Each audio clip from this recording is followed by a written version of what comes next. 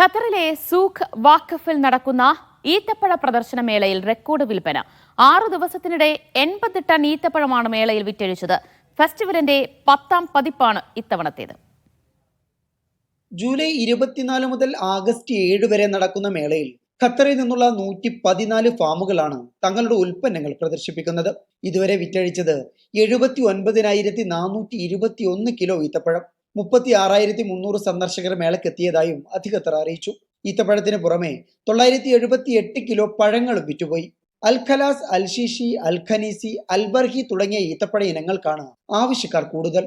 33,181 kilo അൽ ഖലാസ് ആണ് വിറ്റുപോയത്. 17,000 kilogram അൽ ഷീഷിയും 16,000 kilo അൽ ഖനീസിയും വിറ്റഴിച്ചു. ഖത്തറിൽ ഈത്തപ്പഴ season ആരംഭിക്കുന്ന വേളയിലാണ് സൂഖ് വാഖഫിൽ മേള അരങ്ങേറുക.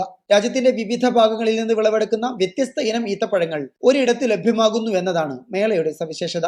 കൃഷി വകുപ്പുമായും സൂഖ് വാഖഫ് അഡ്മിനിസ്ട്രേഷനുമായും സഹകരിച്ച് മുനിസിപ്പാലിറ്റി മന്ത്രാലയമാണ് ഫെസ്റ്റിവൽ സംഘടിപ്പിക്കുന്നത്. Media 1, Doha.